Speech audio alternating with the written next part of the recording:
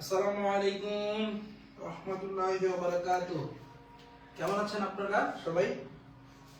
আপনারা আমার কথা ক্লিয়ারলি শুনতে পাচ্ছেন কিনা এবং আমাকে লিখতে পাচ্ছেন কিনা একটু কাইন্ডলি সবাই জানাবেন। এবং আপনারা বাংলাদেশের কে কোন প্রান্ত থেকে দেখছেন একটু কষ্ট করে আমাকে জানাবেন। আজ আপনাদেরকে পবিত্র মাহে রমজানের শুভেচ্ছা। এবং একদিন আমাদের অলরেডি অতিবাহিত হয়েছে। আমরা মাহে রমজান আমাদেরকে সংযম এবং ডিসিপ্লিনের একটা খুব ভালো একটা শেখায় আর কি। একটু আমাকে সবাই বলবেন একটু কাইন্ডলি যে আপনারা ক্লিয়ারলি শুনতে পাচ্ছেন কিনা এবং আমাকে দেখতে পাচ্ছেন কিনা একটু আমাকে বলুন।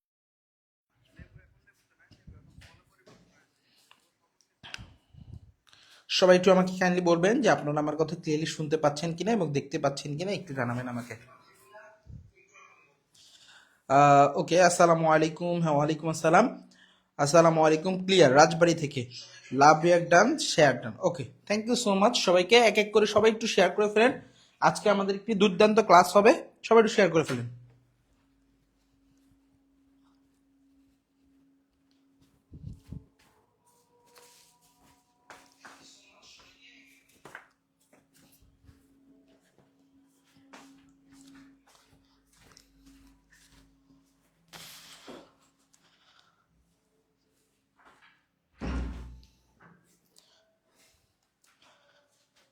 ওকে, শুনতে পাচ্ছি, ক্লিয়ারলি শুনতে পাচ্ছেন কিনা একটু আমাকে জানাবেন।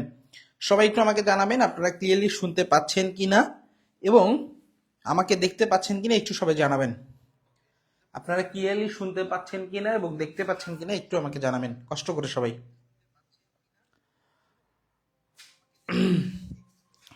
ওকে, শুনতে পাচ্ছি স্যার, ঠিক আছে। তাহলে আজকে আমরা একটি দুর্দান্ত ক্লাস শুরু করে দিব আপনাদের ধারাবাহিকতায়। দেখেন, আমরা কিন্তু রমজান মাসে প্রতিটা জিনিসেরই একটা শৃঙ্খলা থাকে। হয়তো আমাদের স্বাভাবিক জীবনের থেকে একটু যে সবকিছু মিলে একটু সময়গুলো হয়তো বা হয়ে গেছে। হয়তো বা যেখানে ভোরে আমাদের উঠতে হতো না ওইখানে ভোরে উঠতে হচ্ছে। তারপরে সন্ধ্যার যে সময়টা, ঠিক আছে, নামাজ সবকিছু মিলে আমাদের একটা কিন্তু মোটামুটি, যদি আপনি দেখেন এইটা যদি 2 দিন 3 দিন হইতো তাহলে একটা কথা ছিল, কিন্তু এটা একটা পুরো 1 মাস জুড়ে থাকবে। এবং 1 মাসে আপনাকে একটা মোটামুটি একটা ভালো ডিসিপ্লিন করে তুলতে হবে। এবং এইখানে যদি আপনি রুটিন মাফিক কাজ না করতে পারেন তাহলে কিন্তু পুরো রমজান মাসটাই কিন্তু বিফলে যাবে। তো ইবাদত করেন, পড়াশোনা করেন এবং কাজ করেন, তাহলে তিনটা সমন্বয় করেই আপনারা আগাতে থাকে, ইনশাল্লাহ ভালো একটা কিছু ফল পাবেন। এবং এই রমজান মাসে কিন্তু আমরা মোটামুটি ডিসিপ্লিনের সহিত কিন্তু আমরা কাজকর্মগুলো করে থাকি, তাই না?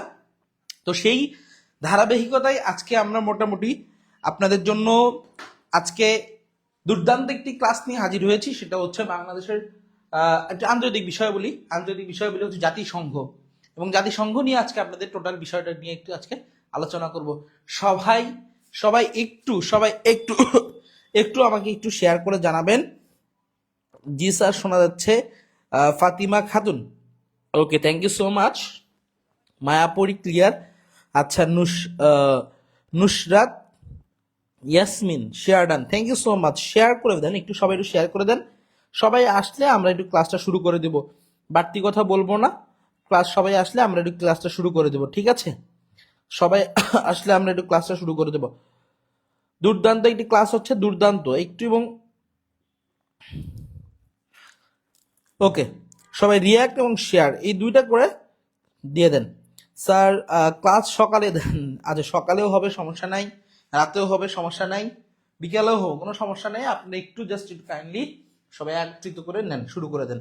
ওকে, share done, thank you so much. নেন, আমরা 1 নম্বর প্রশ্নটা শুরু করতেছি। বিসমিল্লাহির রহমানির রহিম বলে 1 নম্বর প্রশ্ন শুরু। বলছি, কোন জাতিসংঘের, দেখেন, জাতিসংঘের জাতিসংঘের 1 নম্বর প্রশ্ন হচ্ছে জাতিসংঘের কোন পরিষদের সুপারিশে বলছে জাতিসংঘের কোন পরিষদের সুপারিশে জাতিসংঘের নতুন সদস্য অন্তর্ভুক্ত করা হয়। দ্যাটস ওয়াই এক কথা যদি বলি যে জাতিসংঘের নতুন সদস্য অন্তর্ভুক্ত করা হয় কোন 6টা সংস্থার মধ্য দিয়ে। সেই 6টা সংস্থা, একটা হচ্ছে, যদি আমি বলি সেটা হচ্ছে 1 নম্বর হচ্ছে আমরা জানি সাধারণ পরিষদ, সাধারণ পরিষদ, সাধারণ পরিষদ। 2 নম্বর হচ্ছে নিরাপত্তা পরিষদ, নিরাপত্তা পরিষদ, নিরাপত্তা পরিষদ, নিরাপত্তা পরিষদ। 3 নম্বর যদি বলা হয় তাহলে সাধারণ পরিষদ, নিরাপত্তা পরিষদ।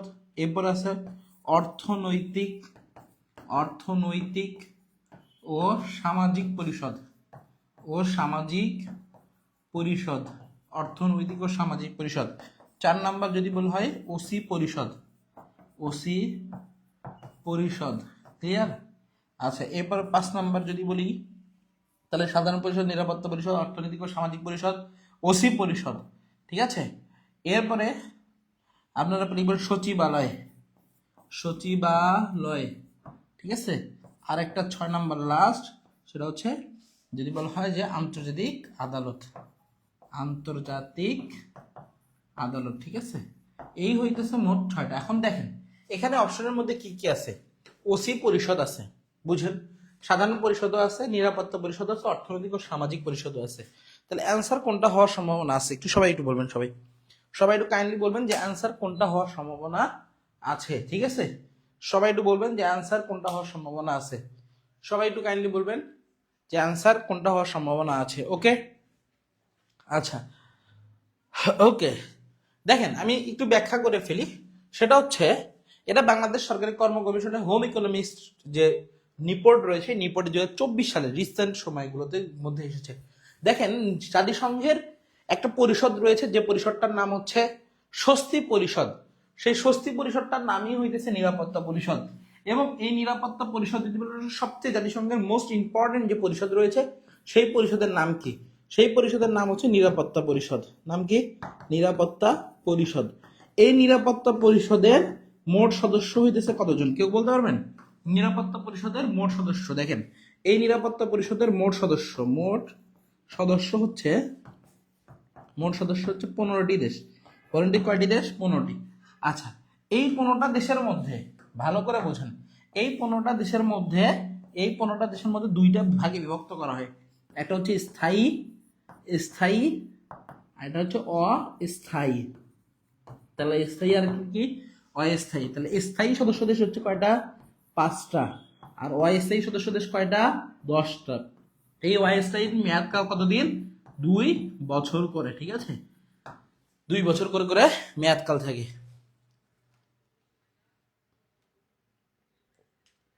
ওকে, এটার মেয়াদকাল কত বছর থাকে? 2 বছর করে। ওকে, এবার স্থায়ী যে সদস্য দেশ রয়েছে, এই স্থায়ী সদস্য দেশ কারা কারা? একটা হচ্ছে যুক্তরাষ্ট্র, একটা যুক্তরাষ্ট্র, একটা হচ্ছে যুক্তরাজ্য, যুক্তরাজ্য, এবারে চীন, এবার রাশিয়া, চীন, রাশিয়া, আর হচ্ছে ফ্রান্স। এই হইতেছে মোট হচ্ছে কয়টা দেশ বলেন তো? 5টা দেশ। তাহলে যুক্তরাষ্ট্র, যুক্তরাজ্য, চীন, রাশিয়া, ফ্রান্স। তাহলে যুক্তরাষ্ট্র, যুক্তরাজ্য, চীন, রাশিয়া, ফ্রান্স। যুক্তরাষ্ট্র, যুক্তরাজ্য, চীন, রাশিয়া, ফ্রান্স, এই 5টা দেশ, এই 5টা দেশ মুখস্থ করে ফেলবেন। এবং এটা 5টা দেশ থেকে পরীক্ষা প্রশ্ন আসে থাকে আপনাদের। এবং স্থায়ী এখানে যে 5টা দেশের কথা বললাম, এই 5টা দেশ। আর অস্থায়ীদের মেয়াদকাল 2 বছর করে থাকে, এরা যে কোনো সময় পরিবর্তন 2 বছর পরে পরিবর্তিত হয়ে থাকে। আর এখান থেকে একটা পরীক্ষা প্রশ্ন আসে, এই নিরাপত্তা পরিষদের অপর নাম কি? পরীক্ষা এটা আসে। নিরাপত্তা পরিষদের অপর নাম হচ্ছে স্বস্তি পরিষদ। নাম কি? স্বস্তি পরিষদ। ঠিক আছে, স্বস্তি পরিষদ। আরেকটা পরীক্ষা প্রশ্ন আসে একটু, সেটা হচ্ছে এই নিরাপত্তা পরিষদের যে এটা বললাম, এটা ইংরেজিতে বলা হয় সিকিউরিটি সেফটি নেট। কি বলা হয়? Safety, safety net. ঠিক আছে, সেফটি নেট বলা হয়। ওকে, তাহলে ওই যতগুলো ইনফরমেশন আছে সবগুলো দেওয়ার চেষ্টা করেছি। এই নিরাপত্তা পরিষদের যদি আমি বলি মেইন মাথাকে, মেইন কাকে ধরা হয়, মেইন মাথাটাকে, এই মেইন মাথা হইতেছে এই যুক্তরাষ্ট্র। কে? যুক্তরাষ্ট্র। ঠিক আছে, সবচেয়ে বড় মাথা হইতেছে যুক্তরাষ্ট্র। এইটা খুবই গুরুত্বপূর্ণ। তাহলে এই জিনিসগুলো আপনাদেরকে একটু জাস্ট মনে রাখতে পারলে হবে। তাহলে আমি যদি বলি যে কার সুপারিশ ক্রমে নতুন সদস্য গ্রহণ করা হয়, তাহলে নিরাপত্তা পরিষদের সুপারিশ ক্রমে নতুন সদস্য গঠন করা হয়। ঠিক আছে,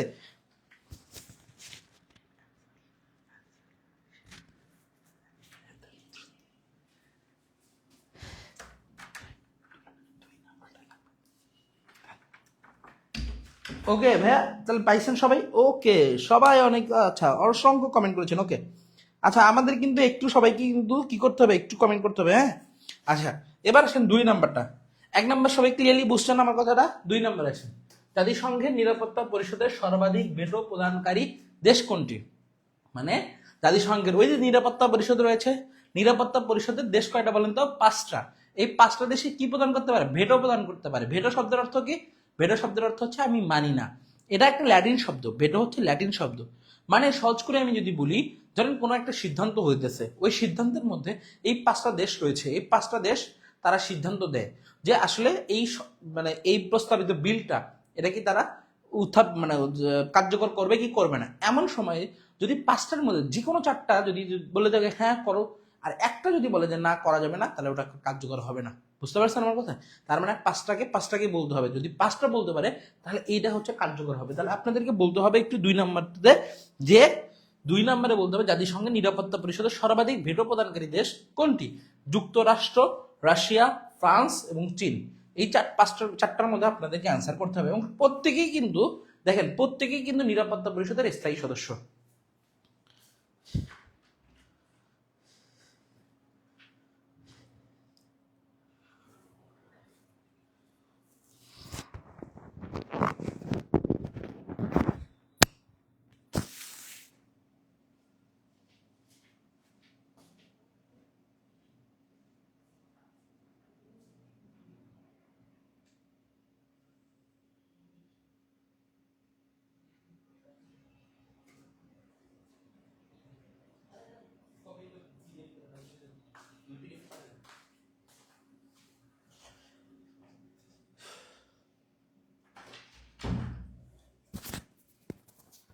ওকে, সবাই অনেক দুর্দান্ত কমেন্ট করছেন। দেখেন আমি তো আগেই বললাম, একটা কথা মাঝখানে কিন্তু বলে ফেলছি। কি বলছি বলেন তো?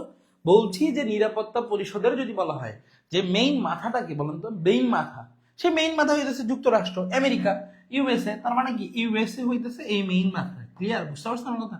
এর উপর কি কোনো বড় ভাই আছে? নাই। তার মানে এটার অ্যান্সার হইতেছে কি বলেন তো, ইউএসএ। ওকে, রাশিয়া এখান থেকে ভেটো রাশিয়াও সর্বাধিক প্রদান করেছে।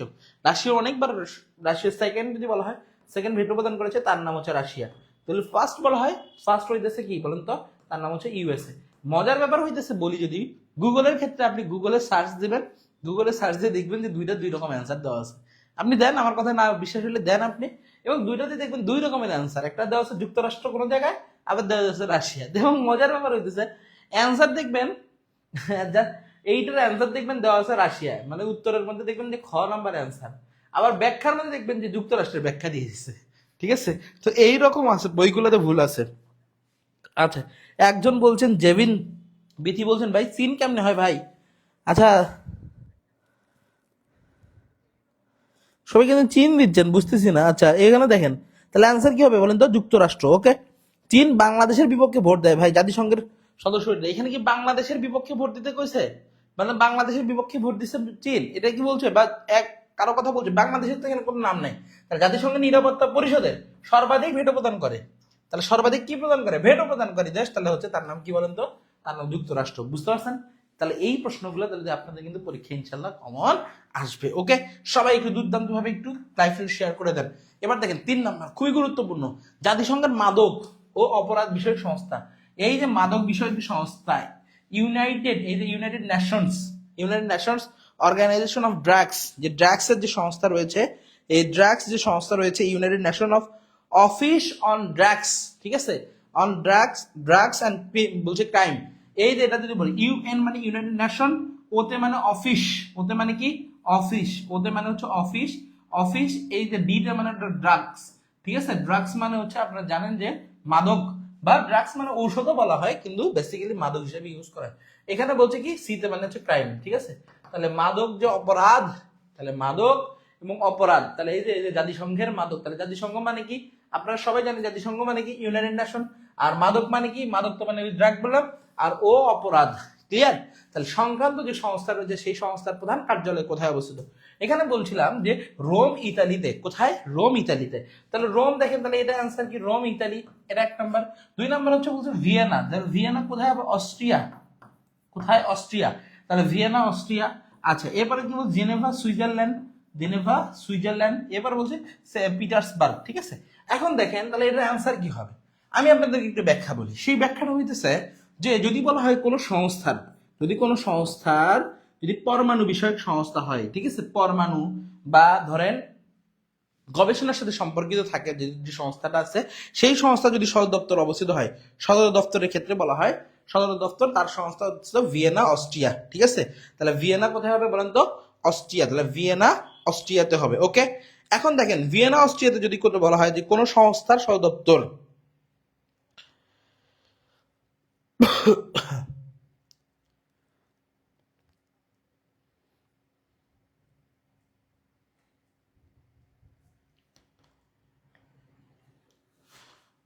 কোনো সংস্থা দেখেন, যদি কোনো সংস্থা, সবাই একটু কমেন্ট করেন তো, দ্রুত গতিতে কমেন্ট করেন সবাই। যদি কোনো সংস্থা, একটু ভালো করে দেখবেন, যদি কোনো সংস্থা, কি বলছিলাম আমরা, যে গবেষণার সাথে সম্পর্কিত হয় বা পরমাণুর সাথে সম্পর্কিত হয়, ঠিক আছে, তাহলে পরমাণুর সাথে সম্পর্কিত হয়, পরমাণু রিলেটেড বা কোনো কিছু রিলেটেড, তাহলে এই সংস্থার সদর দপ্তর অবস্থিত কোথায় অবস্থিত? Vienna, Austria. যেমন উদাহরণ বলি ইউএনডিও, ইউনিডো, ঠিক আছে একটা। তারপরে বলছে আইএইএ, তার মানে আইএইএ মানে হচ্ছে ইন্টারন্যাশনাল অ্যাটমিক এনার্জি এজেন্সি। তার মানে দেখেন অণু পরমাণু মানে পরমাণু, আর কি বলেন তো, ও আণবিক শক্তি, তাহলে আণবিক শক্তি সংক্রান্ত যে সংস্থা রয়েছে, তাহলে সেই সংস্থা সদর দপ্তর অবস্থিত কোথায়? ভিয়েনা। তাহলে বলো, সরি কি বললাম, হ্যাঁ অস্ট্রিয়ার ভিয়েনা, ঠিক আছে, তাহলে অস্ট্রিয়ার ভিয়েনা, ওকে। আচ্ছা, এখন দেখেন এই অস্ট্রিয়ার ভিয়েনার কথা বললাম, তাহলে আইএইএ, ইউনিডো, তার মাদক যেটা রয়েছে ইউএন ও ডিসি, ঠিক আছে, এই সংস্থা তার সদর দপ্তর অবস্থিত কোথায়? সংস্থার সদর দপ্তর অবস্থিত হচ্ছে অস্ট্রিয়ার ভিয়েনাতে, ওকে। সবাই কি ক্লিয়ার, বুঝতে পারছেন? এটার অ্যান্সার হচ্ছে তাহলে কি? অস্ট্রিয়ার ভিয়েনা, ওকে। 3 নাম্বার অ্যান্সার যদি আমরা বলি একটু, 3 নাম্বার দেখেন, 3 নাম্বারের অ্যান্সার যদি বলি, নিচের কোন, সরি 3 নাম্বার না 4 নাম্বার, যদি কোন সংস্থার বলছে কোনটি জাতিসংঘের সহযোগী নয়, তার মানে দেখেন জাতিসংঘের যে সহযোগী যে সংস্থাগুলো রয়েছে, এই সংস্থাগুলো থেকে কিন্তু পরীক্ষায় প্রশ্ন আসে। তাহলে বলছে কোনটি জাতিসংঘের সহযোগী নয়, এখানে বলছে কি আইএলও, নাম কি? আইএলও, ঠিক আছে, International Labour Organisation, WHO, World Health Organisation, এবার বলছে আসিয়ান, এবার বলছে উপরের সবগুলো। এখন দেখেন এই আসিয়ান কিন্তু জাতিসংঘের কি সংস্থা সদর দপ্তর অবস্থিত? আবার দেখেন আইএলও, তারপরে কি WHO, ঠিক আছে, এই আনসার গুলো একটু সবাই একটু করবেন আর কি, ওকে।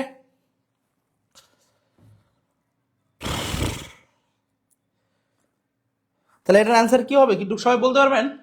দেখেন এটার অ্যান্সার কিন্তু হবে, একটু সবাই একটু কমেন্ট করে জানান তো, একটু সবাই একটু কমেন্ট করে জানান এটা অ্যান্সারটা।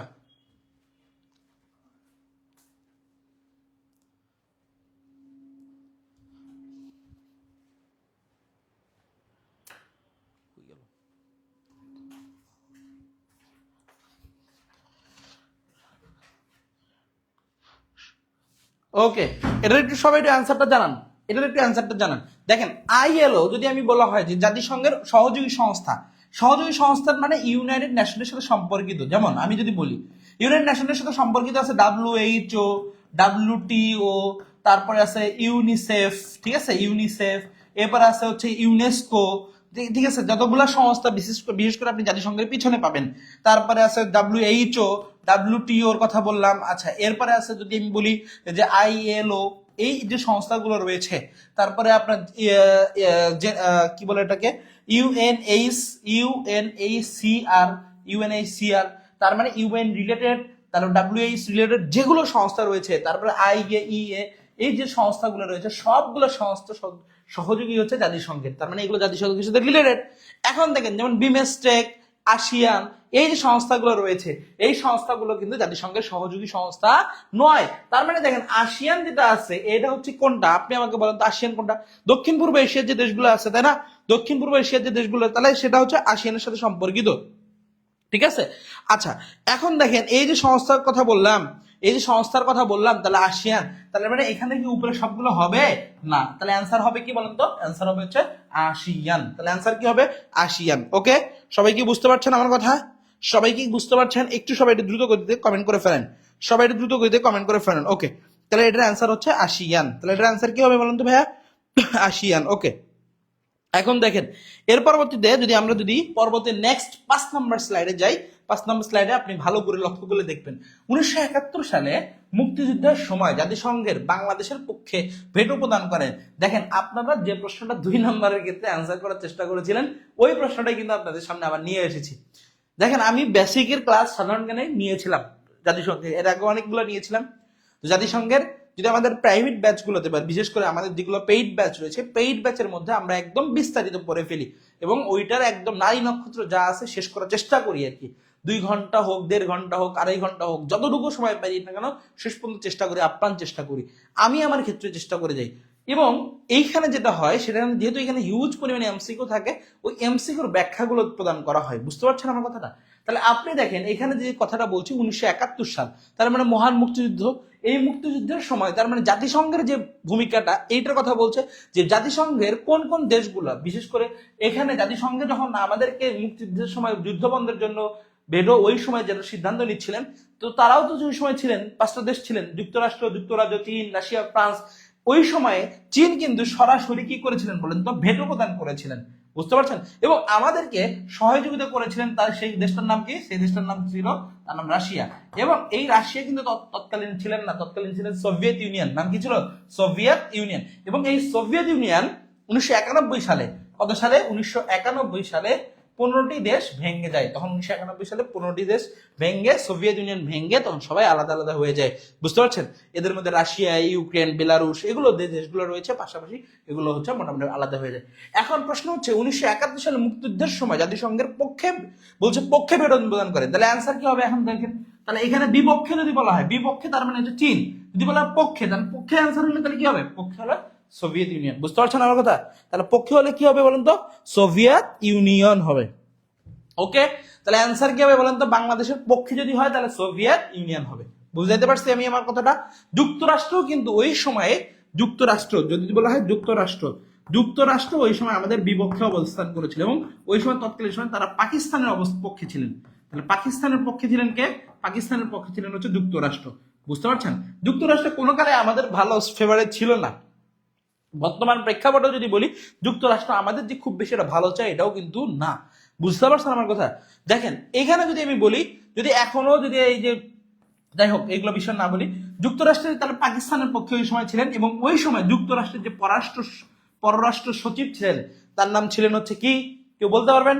যে বাংলাদেশকে বলেছিলেন হচ্ছে কি, একটি বলেন তো? তলাবিহীন ঝুড়ির দেশ। তাহলে বাংলাদেশকে কি বলেছিলেন? তলাবিহীন ঝুড়ির দেশ।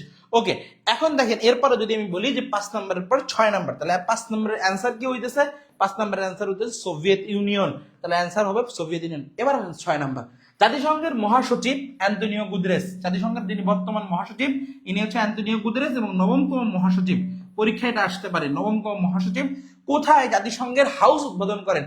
খুব রিসেন্ট, এই 2025 সালে উনি কিন্তু জাতিসংঘের হাউস উদ্বোধন করেছেন। এবং ডক্টর মোহাম্মদ ইউনুস যখন ক্ষমতায় আসলেন, এবং তৎকালীন সময়ে কিন্তু জাতিসংঘের যিনি মহাসচিব, রোহিঙ্গাদেরকে দেখার জন্য তৎকালীন সময় উনি আবার বাংলাদেশে এসেছিলেন, এবং সেই সময়ে জাতিসংঘ হাউস এইটা উদ্বোধন করেছিলেন কিন্তু। ঠিক আছে, এখন জাতিসংঘ হাউস এটা কোথায় অবস্থিত?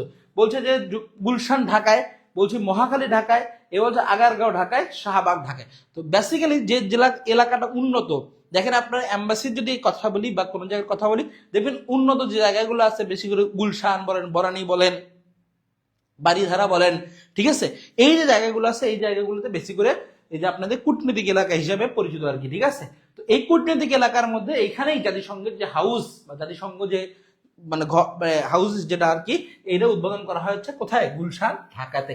বুঝতে পারছেন? তাহলে এটার আনসার হবে হচ্ছে কি? গুলশান ঢাকা। ওকে ভাইয়া, সবাই কি বুঝতে পারছেন? সবাই 6 নম্বরের কি হবে বলেন তো? সবাই একটু কমেন্ট করে বলেন তো। 6 কত হবে? 6 হইতেছে, 6 হচ্ছে কত হবে? গুলশান ঢাকা। 6 1 হবে। ঠিক আছে, তাহলে এটা হবে 6 1। ওকে, আচ্ছা, এর পরবর্তীতে যদি আমি আপনাদেরকে বলি নেক্সট 6 নম্বরের পর 7 নম্বরে একটু যাবেন আপনারা সবাই। 7 নম্বরে আমি আপনাদেরকে দেখাই একটু যে প্রশ্নটা, সেটা হচ্ছে জাতিসংঘের কোন সংস্থা সুন্দরবনকে বিশ্ব ঐতিহ্যের অংশ হিসাবে স্বীকৃতি বা ঘোষণা দিয়েছেন? মানে সহজ করে বলি যে স্বীকৃতি মানে বিশ্ব ঐতিহ্য হিসেবে, ওয়ার্ল্ড হেরিটেজ হিসাবে স্বীকৃতি প্রদান করেছেন। তার মানে কোন সংস্থাটার কাজ হইতে পারে ওয়ার্ল্ড হেরিটেজ হিসাবে? একটু আপনি যদি উত্তরের মানে অপশনের দিকে তাকান তাহলে বুঝতে পারবেন। সেটা হচ্ছে ইউনিসেফ, ইউনেস্কো, ইউএনডিপি, তারপর ইউএনটিডব্লিউও। একটু ভালো করে বোঝেন। ইউনিসেফ বেসিক্যালি যেটা করে সেটা হচ্ছে কি করে বলুন তো? সেফ কি করে? শিশুদের সম্পর্কে কাজ করে। ঠিক আছে, চাইল্ড যেটা আর কি। তাহলে ইউনিসেফ হচ্ছে চাইল্ডদের নিয়ে কাজ করে। এরপরে হচ্ছে কি? তার পাশে ইউনেস্কো বেসিক্যালি যে স্বীকৃতি প্রদান করে থাকে, মানে জাতিসংঘ বিষয়ক যে স্বীকৃতিগুলো রয়েছে, বিশ্ব ঐতিহ্য যে স্বীকৃতিগুলো আছে, এগুলো ইউনেস্কো করে থাকে। আরেকটা বলা আছে কি? ইউএনডিপি। এটা বেসিক্যালি মানব উন্নয়ন রিপোর্টের সাথে সম্পর্কিত। মানব উন্নয়ন যে রিপোর্ট রয়েছে মানব উন্নয়ন রিপোর্টের সাথে সম্পর্কিত বা মানব দেশের সাথে সম্পর্কিত। ইউএন বলছে ইউনাইটেড নেশন, ডিতে মানে ডেভেলপমেন্ট, পিতে মানে প্রোগ্রাম, তার মানে ইউএনডিপি মানে ইউনাইটেড ডেভেলপমেন্ট প্রোগ্রাম। ওকে, এইখানে যেটা আছে এটা হচ্ছে বলছে কি HDI হিউম্যান ডেভেলপমেন্ট ইন্ডেক্স সূচক যে প্রকাশ করে এইটা হচ্ছে ইউএনডিপি প্রকাশ করে থাকে। এর পরবর্তী যদি বলা হয় যে বলছি WTO, তাহলে WTO যেটা আছে ইউনাইটেড নেশনস যেটা আছে, যদি বলা হয় WTO, যে WTO হচ্ছে ওয়ার্ল্ড ট্রেড অর্গানাইজেশন, ওই ওয়ার্ল্ড ট্রেড অর্গানাইজেশনের সাথে সম্পর্কিত আর কি। ঠিক আছে, তাহলে আপনাদেরকে এটার অ্যান্সার বলতে হবে একটু, তাহলে এই অ্যান্সার বলতে হবে কি নিয়ে, অ্যান্সার কোনটা হবে একটু সবাই একটু বলবেন। তাহলে এই যেখানে যদি আপনি যদি একটু জাস্ট ধারাবাহিকতা বুঝতে পারেন তাহলে কিন্তু অ্যান্সার করতে পারবেন। তাহলে শিশুদের সহায়তা, তাহলে শিশু সহায়তা করে থাকে কোন সংস্থা, তাহলে ইউনিসেফ। কোন সংস্থা করে থাকে? ইউনিসেফ। ঠিক আছে, আর ইউনেস্কো যেটা আছে এটা হচ্ছে অ্যান্সার হইতে পারে। আমি একটু ব্যাখ্যা করে দিই তাহলে ইউনেস্কো নিয়ে। UNESCO, ঠিক আছে, ইউনেস্কো। এই ইউনেস্কো যদি বলি, আপনি শুরুতেই দেখেন ইউএন আছে, তাহলে ইউএন যদি বলা হয় তাহলে ইউনাইটেড নেশন। ইতে মানে হচ্ছে এডুকেশনাল, ইতে মানে কি এডুকেশনাল, এডুকেশনাল, ঠিক আছে, এডুকেশনাল, ঠিক আছে, এডুকেশনাল। এই এডুকেশনাল যেটা আছে, এই এডুকেশনাল তার মানে শিক্ষণীয়। আচ্ছা, তারপর আছে কি সায়েন্টিফিক, এরপর আছে সায়েন্টিফিক, ঠিক আছে, সায়েন্টিফিক। আর সিতে আছে হচ্ছে কালচারাল, সিতে আছে কি কালচারাল। তাহলে কালচারাল যে অর্গানাইজেশন, কালচারাল, ঠিক আছে, সায়েন্টিফিক এন্ড কালচারাল। দেখেন এই তিনটা ওয়ার্ড হইতেছে মেইন ওয়ার্ড। তিনটা কি কি ওয়ার্ড? এডুকেশন, আগে আপনাকে শিক্ষা গ্রহণ করতে হবে। 2 নম্বরে যদি বলি তাকে আপনাকে সায়েন্স সম্পর্কে অবগত হতে হবে। 3 নম্বরে আপনাকে কালচার সম্পর্কে অবগত হতে হবে। যদি বলা হয় বিশ্ব ঐতিহ্য, মানে ঐতিহ্যের সাথে সম্পর্কিত হচ্ছে কালচার, তার মানে এই কালচারটার সাথে সম্পর্কিত হচ্ছে ওই হেরিটেজ বা ঐতিহ্যের সম্পর্কিত। এবং আপনাকে আমি একটা কথা বলে থাকি, রিসেন্ট সময়ের যে যদি বলা হয় রিসেন্ট সময়ের কিছু সময় ইউনেস্কো কিছু কিন্তু স্বীকৃতি প্রদান করেছে আমাদের জামদানি শাড়িগুলোকে।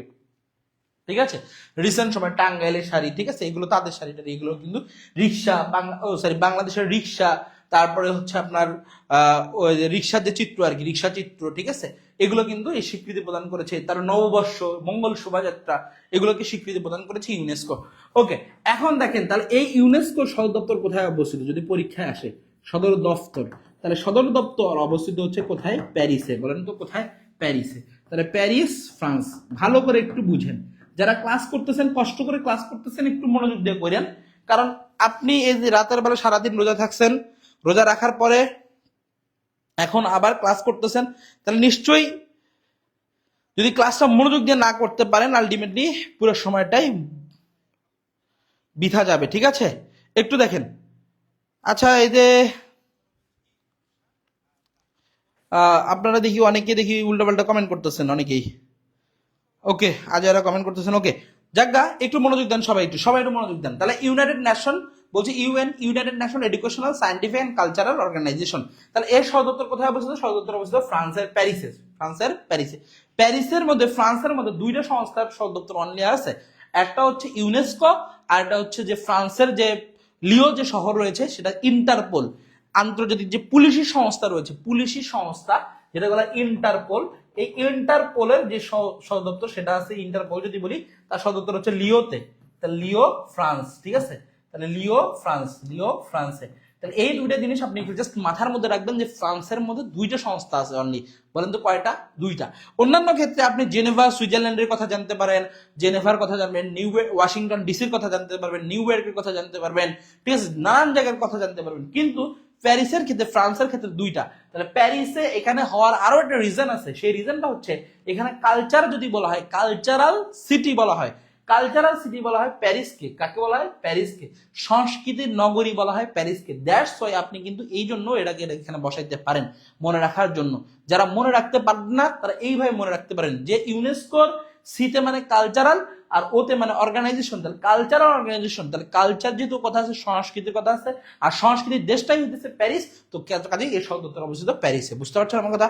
এবং রিসেন্ট সময়ে এই ক্লাসগুলো থেকে কিন্তু অনেকগুলো প্রশ্ন কমন এসেছিল। আপনারা যে কোনো পরীক্ষাতে যান, এর বাহিরে ইনশাল্লাহ আপনাদের কমন আর থাকবে না, মানে এর বাইরে একটাও আপনাকে পড়তে হবে না। এগুলো ভালো করে পড়ে থাকেন, ইনশাল্লাহ আপনি কমন পাবেন। ঠিক আছে, ওকে ওকে ওকে, এবার দেখেন পরবর্তীতে আমরা নেক্সট কোশ্চেনে যাই।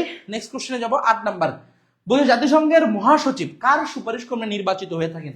খুব রিসেন্ট একটা প্রশ্ন। দেখেন এই যে খাদ্য অধিদপ্তরের যে সহকারী উপপরিচালক আর খাদ্য পরিদর্শক আর কি, পরিদর্শক 2025-এর জাতিসংঘের মহাসচিব কার সুপারিশ ক্রমে বলছে কি নির্বাচিত হন। তাহলে জাতিসংঘের যিনি মহাসচিব হন কার সুপারিশ ক্রমে, তার মানে আপনাকে বুঝতে হবে যে ওইখানের ওই যে 6টা যে সংস্থা রয়েছে ওই 6টা সংস্থার মধ্যে তার মানে হিসাব কিতাব। তাহলে 6টা সংস্থার মধ্যে আপনি যদি প্রথম সংস্থার নাম বলেন তার নাম সাধারণ পরিষদ, এটা আপনি জানেন সাধারণ পরিষদ। 2 নাম্বার হচ্ছে নিরাপত্তা পরিষদ, 3 নাম্বার অর্থনৈতিক ও সামাজিক পরিষদ, 4 নাম্বার হচ্ছে ওসি পরিষদ। এরকম করে করে একটা একটা করে গেল। এখন প্রশ্ন হচ্ছে কোন সংস্থাটা বেসিক্যালি এইটা পুরা মাথা বা জাতিসংঘের মাথা বলা হয়, মোরল বলা হয় জাতিসংঘের, কাকে নিয়ন্ত্রণ করে, কোন সংস্থাটা আলটিমেটলি এটাকে পুরোটাকে নিয়ন্ত্রণ করে থাকে। এখানে যদি আমি বলি ন্যাটো, ন্যাটো তো বেসিক্যালি একটা সংস্থা, এটা তো একটা সংস্থা, এটা তো হচ্ছে সামরিক সংস্থা, বুঝতে পারছেন? তাহলে এটার অ্যান্সার কি হবে? সামরিক সংস্থা ন্যাটো কি হবে বলেন তো? না, হবে না।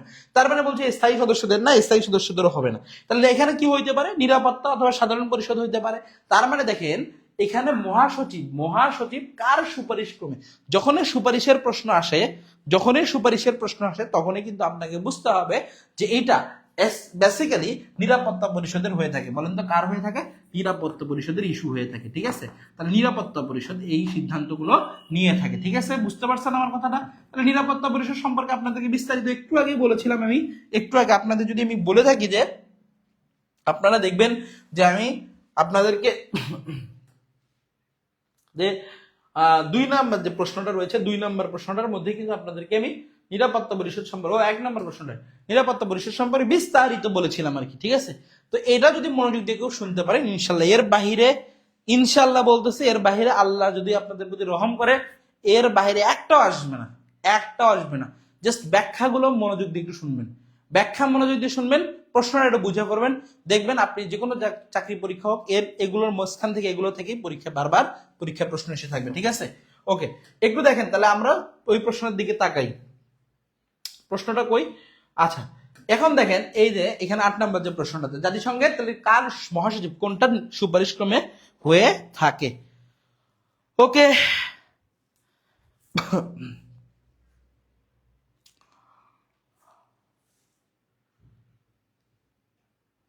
সবাই একটু তাহলে আমাকে একটু জাস্ট 9 নাম্বার তাহলে অ্যান্সার করার চেষ্টা করেন সবাই একটু 9 নাম্বারে, ঠিক আছে? জাতিসংঘের সদর দপ্তর কোথায় অবস্থিত? খুব ইজি ইজি প্রশ্ন। জাতিসংঘের সদর দপ্তর কোথায় অবস্থিত?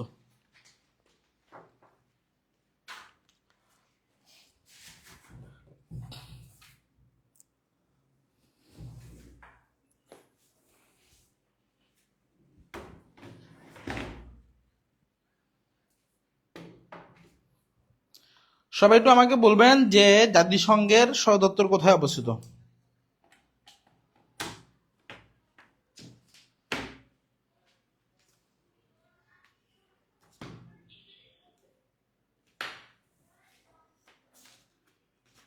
ওকে, সবাই একটু দ্রুত বলেন।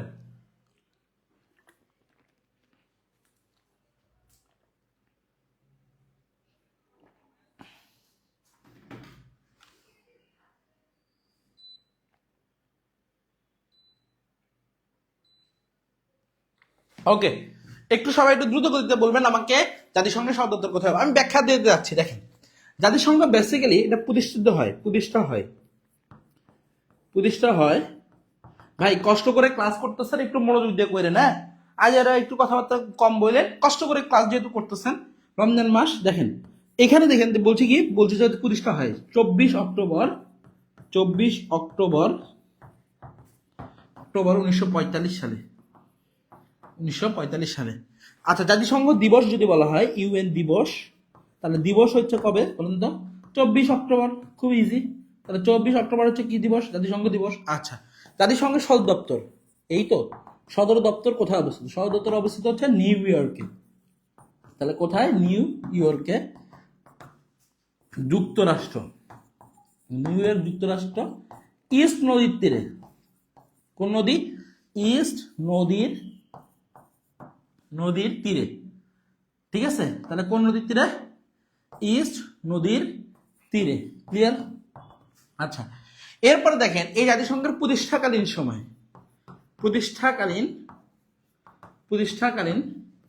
সদস্য ছিল 51টি, ঠিক আছে। আচ্ছা, সর্বশেষ যে সদস্য ছিল, সর্বশেষ সদস্য ছিল, সর্বশেষ সদস্য, তার সর্বশেষ সদস্য ছিল হচ্ছে, তার নাম কি কেউ বলতে পারবেন? সর্বশেষ সদস্যের নাম, জাতিসংঘের সর্বশেষ সদস্য ছিল মানে প্রতিষ্ঠাকালীন সময়ে সর্বশেষ সদস্য ছিল হচ্ছে,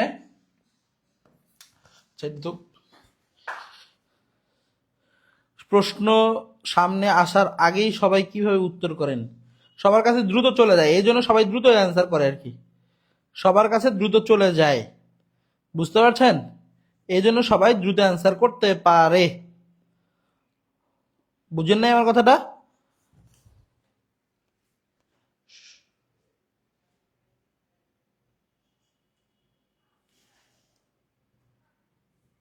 ওকে, সবাই কি কমেন্ট করতেছেন? দ্রুত করতে একটু কমেন্ট করেন সবাই।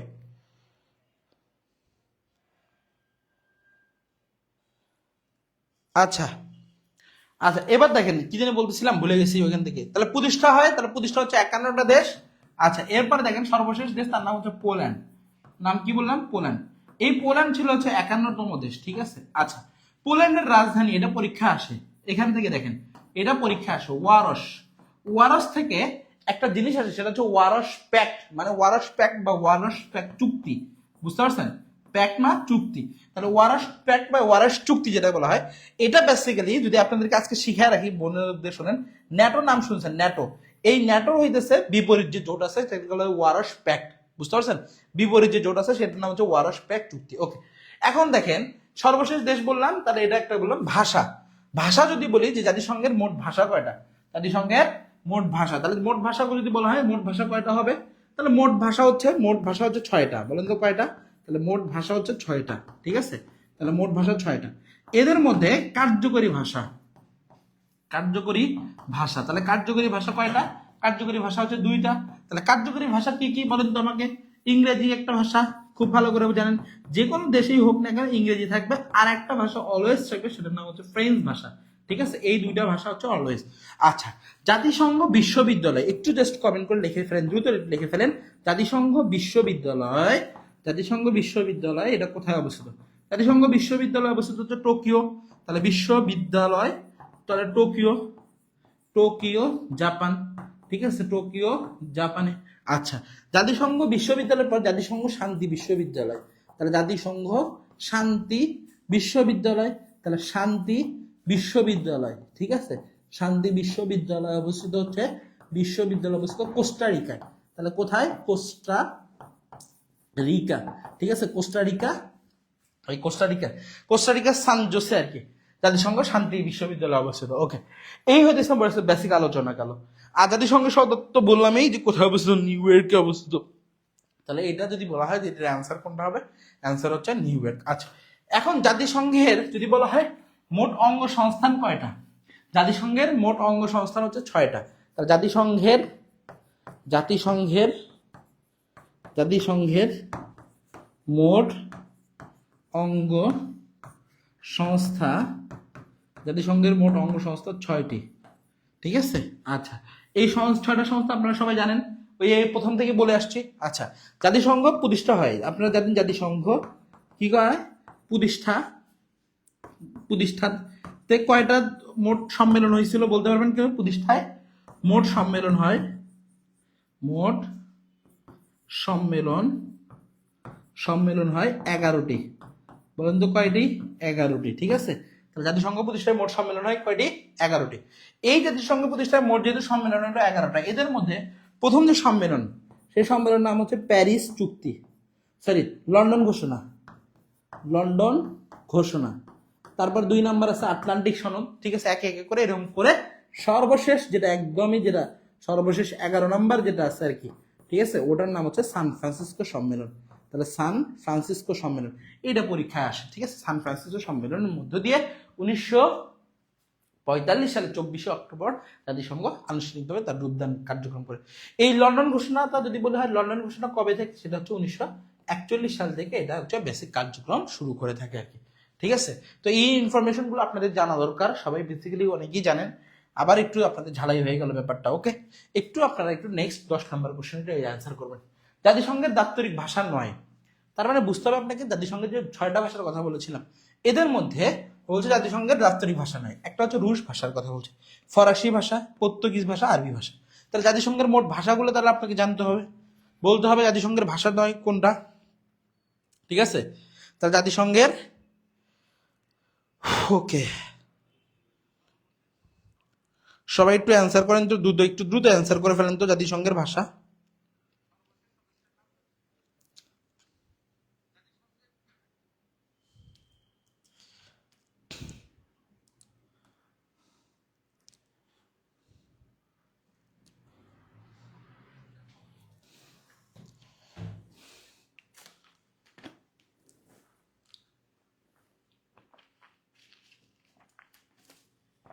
ওকে, 6টা ভাষা লিখে ফেলছেন সবাই?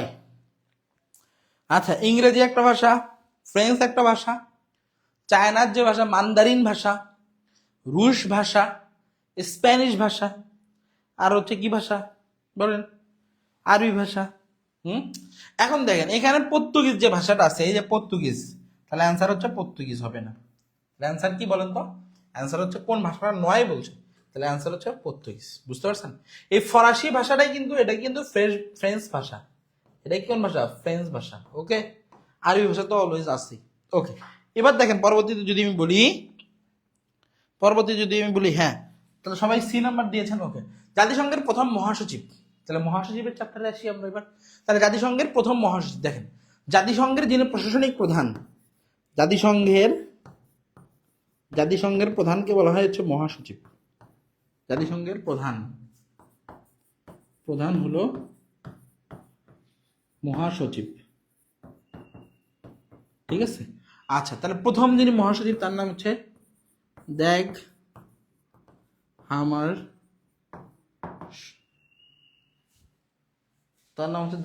শোল্ড। দেখছেন?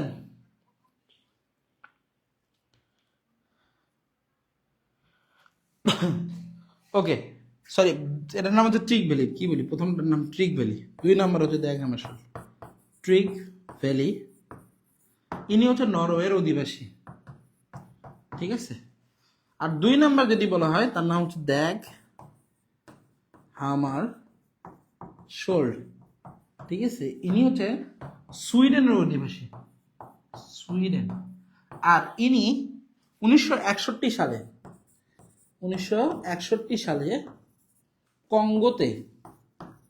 কঙ্গোতে বিমান দুর্ঘটনায়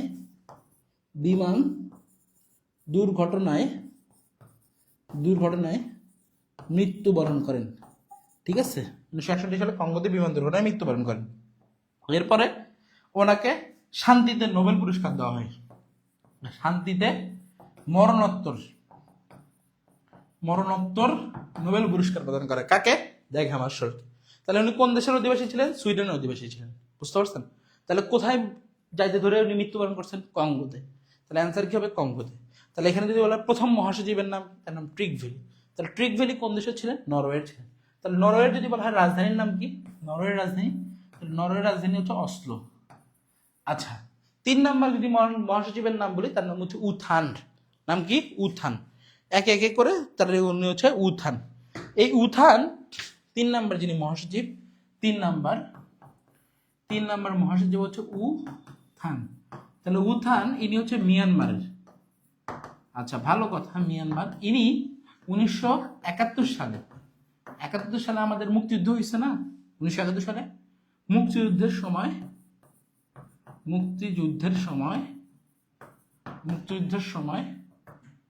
মহাসচিব ছিলেন। এবং মজার ব্যাপার একটা আছে, সেটা হচ্ছে মহাসচিব ছিলেন। আচ্ছা, আরো মজার ব্যাপার হইতেছে, এই উথান ইনি কিন্তু এশিয়ার প্রথম মহাসচিব। ঠিক আছে, এশিয়ার প্রথম মহাসচিব। তাহলে এশিয়ার প্রথম মহাসচিব। ওকে, ট্রিক ভ্যালি অ্যান্সার দেখা আমার গুতেরেস। তাহলে গুতেরেস তো হচ্ছে লাস্ট, নবম মহাসচিব, মানে সর্বশেষ যিনি মহাসচিব তিনি হচ্ছে গুতেরেস, নবমতম মহাসচিব। তাহলে আপনাদেরকে অ্যান্সার করতে হবে, এটা অ্যান্সারটা কি হবে? অ্যান্সারটা হচ্ছে ট্রিক ভ্যালি। অ্যান্সার কি হবে? Trick valley. বুঝতে পারছেন আমার কথা? সবাইকে অ্যান্সার করতে পারছেন? সবাই কি অ্যান্সার করতে পারছেন?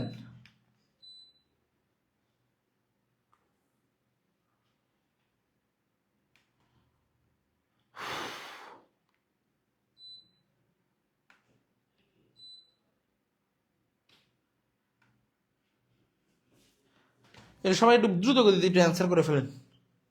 এবার দেখেন 12 নম্বর, জাতিসংঘের মানবাধিকার বিষয়ক হাই কমিশনের নাম কি?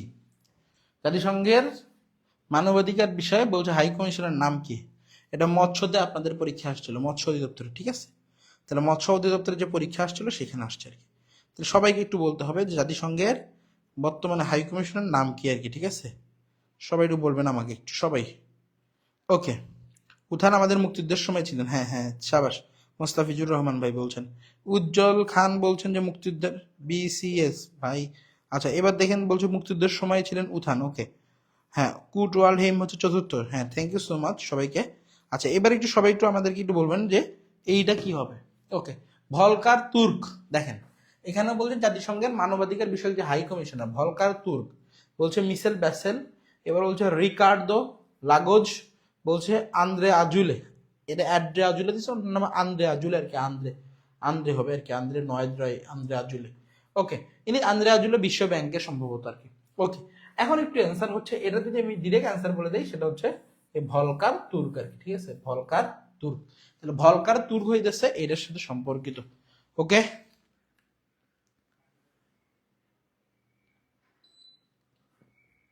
সবাইকে একটু দ্রুত অ্যান্সার করতে হবে। তাহলে একটা 12 নাম্বারের হচ্ছে কি হয়, এ হয়, ঠিক আছে? 12 নাম্বারের এ হবে। ওকে, দ্রুত গতিতে একটা অ্যান্সার করতে হবে। ওকে, এবার দেখেন পরবর্তী আমরা নেক্সট অ্যান্সারে যাই, যেহেতু রাত অনেক হয়ে যাচ্ছে। একটু দেখেন জাতিসংঘের শিশু সনদ অনুযায়ী শিশুদের বয়স কত? খুবই গুরুত্বপূর্ণ। এমন কোনো পরীক্ষা নেই যে পরীক্ষা আসেনি। দেখেন একবার দেখেন কতগুলো পরীক্ষা আসছে। পাওয়ার গ্রেড বাংলাদেশ পিএলসি, হিসাব জুনিয়র হিসাব সহকারী, জুনিয়র ব্যক্তিগত সহকারী, জুনিয়র প্রশাসনিক সহকারী, জুনিয়র প্রশাসনিক কাম সহকারী, জাতীয় জুনিয়র নিরাপত্তা পরিদর্শক, যেটাই আসুন না কেন খুবই গুরুত্বপূর্ণ আপনাদের জন্য। 25 সালে আসছে, তাহলে আপনাদেরকে বলতে হবে শিশুর বয়স কত। শিশু শিশু যারা শিশু আছেন তাদের বয়স কত। মজার ব্যাপার হইতেছে আপনারা জানেন যে আপনাদের নির্বাচনী নাগরিকদের 18 যারা নিচে আছে এরা মোটামুটি সবাই কি বলেন তো, শিশু। তাহলে নির্বাচনে যারা 18 নিচে আছেন আপনারা জানেন, আপনারা যারা নির্বাচনে, আমরা সবাই কি শিশু। এখন প্রশ্ন হচ্ছে 18 নিচে যারা আছেন তারা শিশু, কিন্তু এখানে 0 থেকে 2, তাহলে 0 থেকে 12, 0 থেকে 14, 0 থেকে 18, তার মানে অ্যান্সার হচ্ছে 0 থেকে 18। বুঝতে পারছেন আমার কথাটা? তাহলে অ্যান্সার কি বলেন তো, 0 থেকে 18। যেমন 18 বছর হইতেছে আপনাদের হইতেছে, যদি বলা হয় যে 18 বছর হচ্ছে কি নাগরিক হওয়ার, মানে নাগরিক বলতে নাগরিক যেটা আর কি পায় আর কি, ঠিক আছে? ভোট 18 পর থাকে। এরপর 21 বছরও হইতেছে, 21 বছর হচ্ছে বিয়ের বয়স। আচ্ছা, এরপরে আছে 25 বছর হচ্ছে প্রধানমন্ত্রী হওয়ার, আর 35 বছর হচ্ছে রাষ্ট্রপতি হওয়ার বয়স, ঠিক আছে? তাহলে এইগুলো হচ্ছে ক্রাইটেরিয়া আর কি। ওকে, যাজ্ঞা এটা আলোচনা না, এরপরে যান পরবর্তীতে।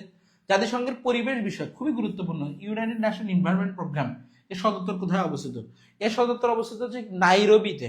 এখন কেনিয়ার নাইরোবি নামে একটা শহর আছে, কেনিয়ার যে রাজধানী আছে নাইরোবি, নাইরোবিতে আর কি। তাহলে জাতিসংঘের ইউনাইটেড নেশন এনভায়রনমেন্ট প্রোগ্রাম, তাহলে এনভায়রনমেন্ট প্রোগ্রাম যে সংস্থার সদর দপ্তর আছে, তাহলে পরিবেশের সাথে সম্পর্কিত যে সংস্থা, তাহলে তাদের সদর দপ্তর অবস্থিত হচ্ছে কেনিয়ার নাইরোবিতে আর কি। বুঝতে পারছেন? তাহলে অ্যান্সার কোথায় হবে? কেনিয়ার নাইরোবিতে। ওকে, তাহলে অ্যান্সার কি বুঝতে পারছেন আমার কথাটা? তাহলে অ্যান্সার কি হবে বলেন তো? কেনিয়ার নাইরোবি, তাহলে কেনিয়ার নাইরোবিতে হবে। বুঝতে পারছেন ভাই? ওকে, তাহলে হ্যাঁ 0 থেকে 18, 13 নাম্বার, 13 নাম্বারের ঘ। এবার আসেন 14 নাম্বার, 14 নাম্বারের কত হবে? 14। ওকে, এরপরে যান 14 নাম্বার, তাহলে আমরা অ্যান্সার করে ফেলছি অলরেডি না কি? তাহলে 14 নাম্বারে হচ্ছে নাইরোবি, কেনিয়ার নাইরোবি। ওকে, এটা হচ্ছে 14 নাম্বার। এবার যান 15 নাম্বারের মধ্যে আমরা যদি যাই, দেখেন 15 নাম্বারে কি বলছি। 15 নাম্বারে বলছে বাংলাদেশের কোন সাল থেকে জাতিসংঘের শান্তি মিশনে কাজ করে আসছে। তাহলে বাংলাদেশ, তার মানে নিরাপত্তা, ওই যে আমাদের যে শান্তি মিশন কার্যক্রম আছে, শান্তি মিশন, ওই শান্তি মিশনে কত সাল থেকে দায়িত্ব পালন করে আসতেছে, ঠিক আছে? তার মানে জাতিসংঘ যে মিশন আছে আর কি, সেই মিশন। দেখেন বেসিক্যালি জাতিসংঘের যে শান্তিরক্ষী মিশন, এটার কার্যক্রমটা শুরু হয় হচ্ছে 1948 সালে আরব ইসরায়েলের প্রথম যুদ্ধের মধ্যে দিয়ে। তাহলে এটার কাজ শুরু হয়, কাজ শুরু বলতে হয় কখন থেকে? 1948 সালে। তাহলে 48 সালে আরব ইসরায়েলের, তাহলে কার? আরব এবং ইসরায়েলের, আরব ইসরায়েলের ইসরায়েলের প্রথম প্রথম যুদ্ধে শান্তিরক্ষী মিশনের কাজ শুরু হয়। শান্তিরক্ষা মিশন প্রতিষ্ঠা হয়। আচ্ছা, প্রতিষ্ঠা হইল, ঠিক আছে, বুঝতে পারছেন? তাহলে প্রথম যুদ্ধে কি হলো বলেন তো? প্রথমে প্রতিষ্ঠা হইলো। ওকে, সবাই কি কমেন্ট করতেছেন? একটু দ্রুত করে দিবেন, সবাই একটু কমেন্ট করেন ভাইয়া সবাই। আচ্ছা, তখন হচ্ছে মধ্যপ্রাচ্যের যে প্রথম যে মিশনটা চালাইছে, সেই প্রথম মিশনটা চালাইলো তারা কোথায়? তারা প্রথম মিশনটা চালাইলো হইতেছে মধ্যপ্রাচ্যের যে ফিলিস্তিনের মধ্যে, বুঝতে পারছেন? ফিলিস্তিনের মধ্যে যে প্রথম মিশনটা চালাইলো শান্তি রক্ষার জন্য। এরপরে যে প্রথম যে মিশনটা ছিল, এই মিশনটার নাম ছিল হচ্ছে ইউএনটিএসও, ঠিক আছে? ইউএনটিএসও, ইউএন মানে ইউনাইটেড নেশন, টিএসও, বুঝতে পারছেন? ইউএনটিএসও।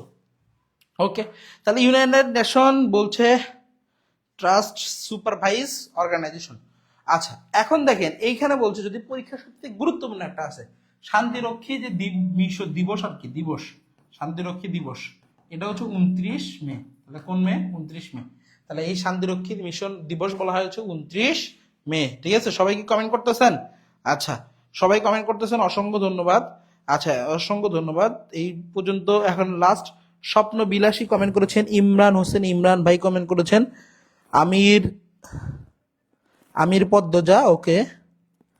আচ্ছা, এবার বলছে এস স্যার বলছে, আচ্ছা আমির পদ্মজা বলছে ওকে, আচ্ছা ইউএন এমওসি, ওকে। আচ্ছা, কত সাল থেকে কার্যক্রমটা শুরু হয় এটা অ্যান্সার করতে হবে। তাহলে এটা অ্যান্সার হইতেছে, যদি আমি বলি এটা অ্যান্সার হচ্ছে 1988 সাল থেকে, ঠিক আছে? তাহলে এটা অ্যান্সার কি? 1988 সাল থেকে বাংলাদেশ এই মিশনগুলোতে দায়িত্ব পালন করে আসতেছে আর কি, ঠিক আছে? বিভিন্ন প্রতি বছরে মিশনগুলোতে দায়িত্ব পালন করে আসে আর কি। ওকে, এখন দেখেন পরবর্তীতে কি বলছে। পরবর্তীতে যদি আমি বলি যে 16, বাংলাদেশ জাতিসংঘের কততম সদস্য, এটা অ্যান্সার করতে হবে। খুবই কিউট কোশ্চেন এবং খুবই সহজ কোশ্চেন। বলতে হবে বাংলাদেশ জাতিসংঘের কততম সদস্য। আর বাংলাদেশ জাতিসংঘের কততম সদস্য? 166তম, 156তম, 146, 136। এগুলো সবাই জানেন, এটা আপনারা সবাই জানেন। বাংলাদেশ প্রথমে জাতিসংঘের যে 1972 সাল রয়েছে, এই 1972 সালে বাংলাদেশ প্রথম আবেদন করে, ঠিক আছে? আবেদন করে। আবেদন করাতে যখন আবেদন করে তখন হচ্ছে চীন হইতেছে ভেটো প্রদান করে আর কি, ঠিক আছে? চীন ভেটো প্রদান করে। ভেটো প্রদান করার কারণে তখন বাংলাদেশ তখন হচ্ছে পর্যবেক্ষক রাষ্ট্রের তালিকায় অন্তর্ভুক্ত হয়। এরপরে 1974 সালে আর কি, ঠিক আছে? 1974 সালে আর কি বাংলাদেশ কি হয়? সদস্যপদ লাভ করে আর কি, বুঝতে পারছেন? তাহলে বাংলাদেশ কি হয়? সদস্যপদ লাভ করে। তাহলে কততম দেশ হিসেবে বাংলাদেশ সদস্যপদ লাভ করে? পরীক্ষা যদি প্রশ্ন আসে, যদি পরীক্ষায় প্রশ্ন আসে তাহলে অ্যান্সার কি করবেন বলেন? তাহলে কততম সদস্য হিসেবে বাংলাদেশ সদস্যপদ লাভ করে? 136তম দেশ হিসাবে বাংলাদেশ সদস্যপদ লাভ করে, বুঝতে পারছেন ভাই? তাহলে কততম হিসাবে? 136তম দেশ হিসাবে বাংলাদেশ সদস্যপদ লাভ করে। আরেকটা পরীক্ষায় প্রশ্ন এসে থাকে, বাংলাদেশ যে ওদের 136তম সদস্য দেশ হিসাবে, মানে 136তম হিসাবে সদস্যপদ লাভ করতেছে, কততম অধিবেশনে এটা আসে? তাহলে কততম অধিবেশনে? কততম অধিবেশন? তাহলে পরীক্ষা আসবে 29তম অধিবেশন, 29তম অধিবেশন। ভাই মনোযোগ দিয়ে ক্লাসটা করেন, এগুলাই পরীক্ষা আসবে, ঘুরে ফিরে এগুলাই আসবে, বুঝতে পারছেন? ঘুরে ফিরে এগুলাই আসবে, এগুলো থেকে প্রশ্ন কমন আসবে। ওকে, এখন দেখেন এরপর 16 পর আমরা যদি বলি 17 নম্বর, জাতিসংঘ প্রতিষ্ঠাকালীন সদস্য দেশ ছিল কয়টা? তাহলে অ্যান্সার করতে হবে, জাতিসংঘ প্রতিষ্ঠাকালীন সদস্য দেশ ছিল কয়টা? একটু সবাইকে একটু অ্যান্সার করতে হবে, জাতিসংঘ প্রতিষ্ঠাকালীন সদস্য দেশ ছিল কয়টা? সবাই একটু দ্রুত গতি মেনে অ্যান্সার করেন, জাতিসংঘ প্রতিষ্ঠাকালীন সময়ে সদস্য দেশ ছিল কয়টা?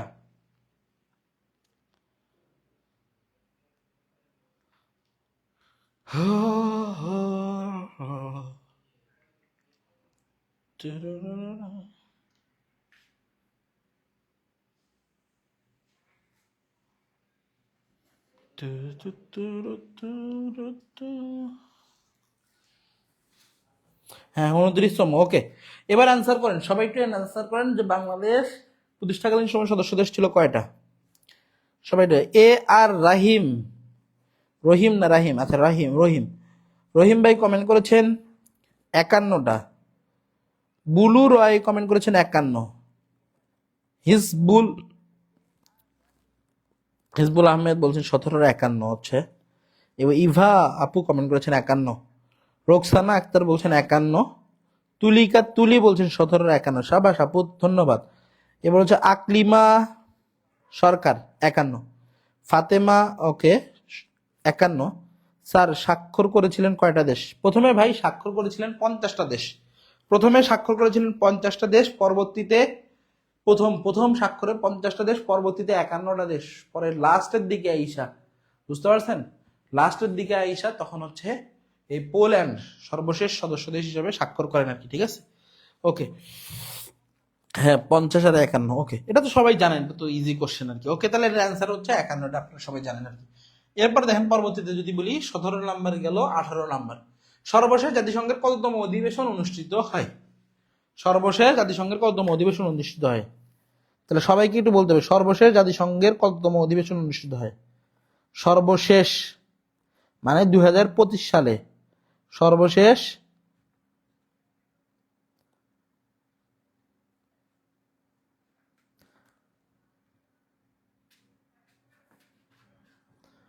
সর্বশেষ জাতিসংঘের কততম অধিবেশন হয়? সবাইকে একটু কমেন্ট করতে হবে, সবাই। এই 2025 সালে, 2025 সালে কততম অধিবেশন হয়? আচ্ছা, এটা একটু অ্যান্সার করতে হবে সবাইকে ভাইয়া। হ্যাঁ, কই গেছেন আপনি? এতক্ষণ লাগে? ছোট বাচ্চা যে নামাজ পড়ে আড্ডা মারে আসতেছেন।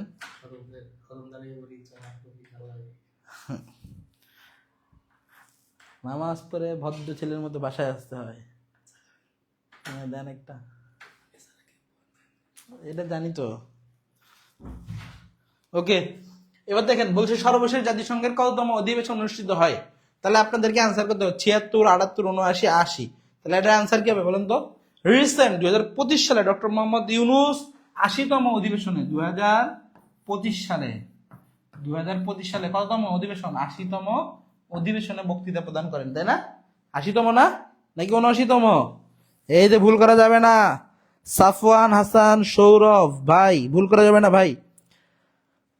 ওকে, অ্যান্সার কি হবে বলুন তো? 80তম হবে। অ্যান্সার কি হবে? 80তম। হ্যাঁ, 80তম হয়েছে আর কি। ঠিক আছে, 80তম হয়ে গেছে। ওকে, এটা অ্যান্সার আর কি। আচ্ছা, এরপর দেখেন লাস্ট যদি আমি বলি যে 19 নাম্বার, কোন দেশ জাতিসংঘের নিরাপত্তা পরিষদের স্থায়ী সদস্য নয়? তার মানে আমাদের ওই যে আবার প্রথমের দিকে ঘুরে যাইতে হইতেছে। তাহলে স্থায়ী সদস্য দেশ কয়টা? তাহলে 5টা। আর অস্থায়ী সদস্য দেশ কয়টা? 10টা। তাহলে স্থায়ী সদস্য কারা কারা?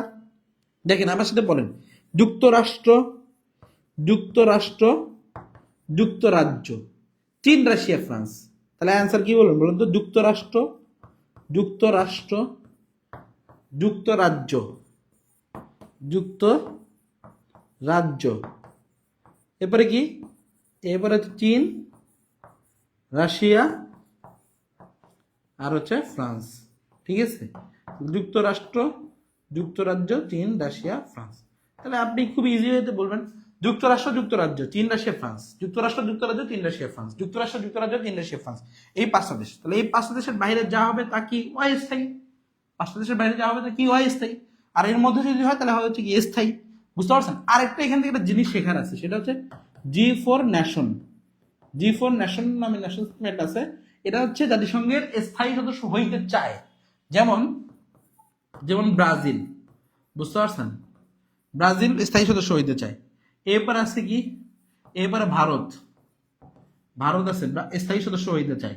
ব্রাজিল আছে, ভারত আছে, এই যে তারপরে আছে জার্মানি আছে, জার্মানি, জার্মানি, আর আছে কি? জাপান আছে। বুঝতে পারছেন?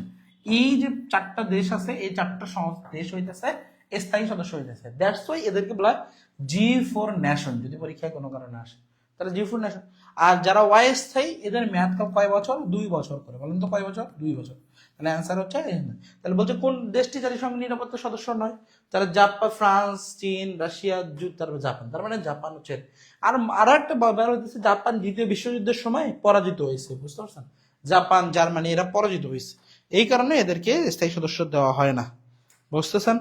আচ্ছা, এরপরে যান নেক্সট কোশ্চেনে, 20 নাম্বার, জাতিসংঘের কোন সংস্থা বাংলাদেশ ও মায়ানমারের মধ্যে রোহিঙ্গা বিষয়ে মধ্যস্থতা করেছিলেন? এইটা খুবই গুরুত্বপূর্ণ। এইটা এই দেখেন 48তম বিসিএস পিডিতে আসছে, কিন্তু এই প্রশ্ন আসছে ঢাকা বিশ্ববিদ্যালয় 2019 সালের দিকে আসছে।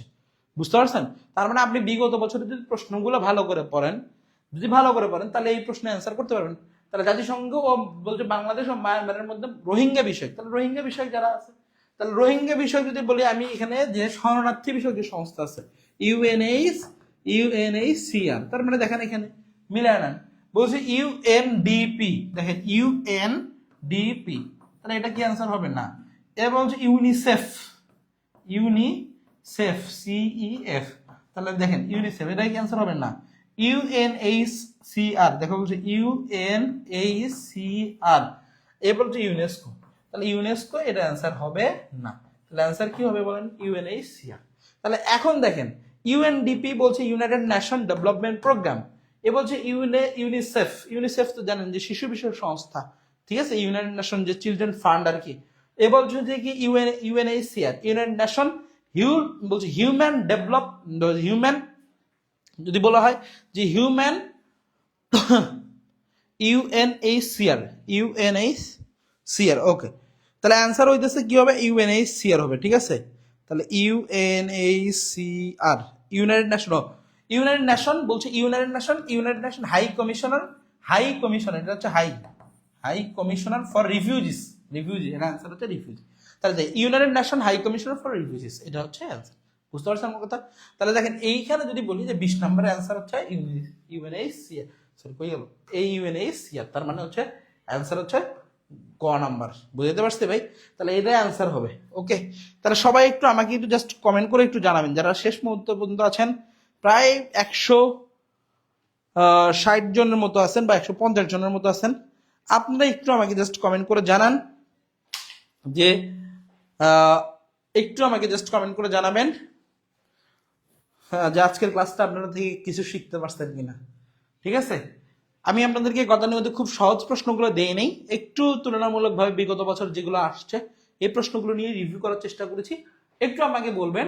আর আপনাদের জন্য এই দেখেন এখানে পুরো 5টা হচ্ছে কি বলা আছে, আপনাদের জন্য একটা সুপার একটা অ্যাডভাইজমেন্ট আছে, সেটা হইতেছে 19তম যারা নিবন্ধনের পরীক্ষা দিবেন এবং প্রধান শিক্ষক নিয়ে যারা 90 দিনের প্রিপারেশন নিতে চান, তারা আমাদের 7 জন যে গাইডলাইন টিচার রয়েছেন এই টিচারের অধীনে 80টা ক্লাস এবং 40টা পরীক্ষা এবং 5টা লেকচার বুক আপনারা ফ্রি পাইতেছেন, ঠিক আছে। কোর্স ফি হইতেছে আপনাদের 1500 টাকা, ডিসকাউন্টে হইতেছে 50% 1500 টাকা। 2 দিন আগেও দেখেছিলাম 1400 টাকায় ভর্তি হয়েছিল, অনেকে 1400 টাকায় ভর্তি হতে পারছে, আবার 1500 টাকা, তো বাড়তেছে কমতেছে, ঠিক আছে। তো এটার মধ্যে কমবে না, এখন আর কমার সম্ভাবনা নাই, তো এখন হয়তো বা সামনের দিকে আরো বাড়বে।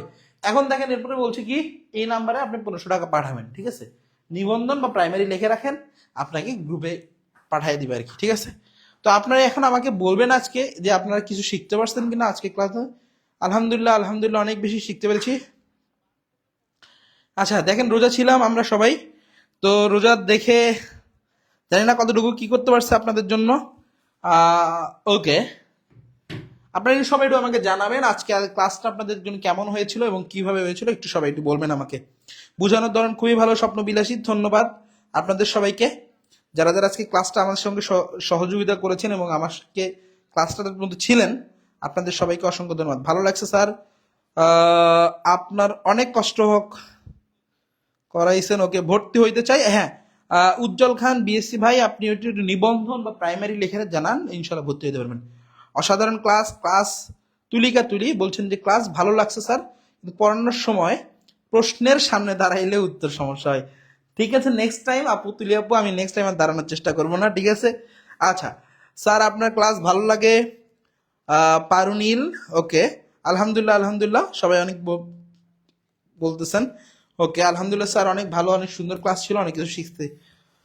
ওকে, মাঝে মনোযোগ দিতে পারি নাই, রুমানা আক্তার, আলহামদুলিল্লাহ স্যার অনেক ভালো লেগেছে অনেক। ওকে স্যার, ভালো থাকবেন, সবাই দোয়া করবেন এবং সবাই সবার জন্য দোয়া করি যেন এই রমজান মাসের যে এই বরকত এবং সংযমের মাস, এবং এই রমজান মাসে যেন আমরা ডিসিপ্লিন ওয়েতে একটা ভালো প্রিপারেশন নিতে পারি। আপনাদের জন্য কষ্ট করে আমরা আমাদের জায়গা থেকে চেষ্টা করব, আপনি আপনার জায়গা থেকে চেষ্টা করবেন, দুইটা মিলেই একটা হচ্ছে ভালো প্রিপারেশন হবে। এবং আমরা চাই আপনার চাকরিটা হয়ে যাক, দ্রুত একটা চাকরি হোক, এবং এই 2026 সাল হোক আপনার হইতেছে চাকরির বছর। এবং ইনশাল্লাহ আপনি ভালো করে যদি প্রিপারেশন নিতে পারেন, ইনশাল্লাহ দেখবেন আপনার একটা চাকরি নয়, আপনার অসংখ্য চাকরি হয়ে যাবে। বুঝতে পারছেন আমার কথা? ইনশাল্লাহ আপনারা ক্লাস কি পরে পাবো, আজকেই করতে হবে বা কালকে করতে হবে, নাহলে পরে আর কি ক্লাস থাকবে না আর কি, ঠিক আছে। শুভরাত্রি সবাইকে, সবাই ভালো থাকবেন, সবাই সুস্থ থাকবেন। আহ, আল্লাহ আপনার নেক হায়াত দান করুক। ওকে, কানিস ফাতেমা আপু বলেছেন, ধন্যবাদ আপু আপনাকে। ওকে, সেহেরিতে কি আছে ক্লাস হবে? হওয়ার সম্ভাবনা আছে হয়তো বা। আচ্ছা, ডিটেলস জানা দরকার। ঠিক আছে, ওকে। আচ্ছা, অনেক ভালো লাগছে স্যার। ইমরান হোসেন, ইমরান ভাই অসংখ্য ধন্যবাদ ভাই। আচ্ছা, স্বপ্ন চূড়া, অনেকদিন পর সাধারণ জ্ঞানে ক্লাস পেয়ে ভালো লাগলো। থ্যাংক ইউ সো মাচ আপু।